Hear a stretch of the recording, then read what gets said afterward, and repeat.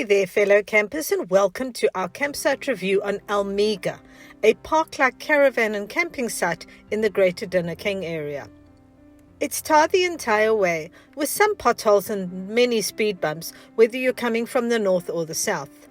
When you get to the barriers indicating the greater Dinokeng, tell the guard on duty that you're going to Almega, and he will give you a permit which you will need to give in at reception and have stamped and retain until you leave. On this basis, you will be exempt from the conservation fee as Almega falls outside of the Dinokeng Big 5 fence line. However, should you wish to take a self-drive game drive, you will need to purchase a permit either at the entrance gate or at the office at Safari Mall. Once you've entered the Almega gate, you'll encounter a short and well-maintained gravel road which will take you to reception. Having completed the formalities there, you'll be guided to your campsite, where you will be pleasantly surprised by the size and spaciousness of the area allocated to you. I've tried to create a visual of the campsite boundaries, but I'm not sure this conveys just how spacious the sites are. The sites are very generous in their proportions, and it's easy to fit 2 caravans or trailers on one site, although there is only one power point. The sites are all on level, lush green, manicured and heavily watered lawn, so please use a grass-friendly net ground sheet if you need one. The entire campsite is filled with indigenous trees, some with lower hanging branches that taller rigs may need to account for. Tent camping is a pleasure here, with soft grass underfoot and the opportunity to set up between shady trees. The campsite is suitable for all types of camping: tents, motorhomes, campers, road caravans, rooftop tents and off-road trailers. Apart from the many trees, there is no screening or vegetation between the sites, but the space between them offers some level of privacy. There is a single caravan-style blue plug for each site, an outside light, a dustbin and a braai on brick paving, and one tap shared between 2 campsites, so do bring a splitter if you need a dedicated supply. Each campsite has a high-end tiled private ablution with a hand basin, toilet, spacious shower, counter, plugs and mirror. The bathrooms are not serviced during your stay, but there is a mop, bucket and cleaning cloths which are supplied, as is toilet paper. You also have a private scullery area at your ablution.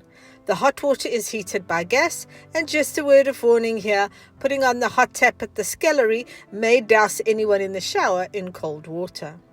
Other than the lights on the walls of the ablutions, there is no other lighting in the campsite, so if you want to take a stroll at night, do take a torch or headlamp.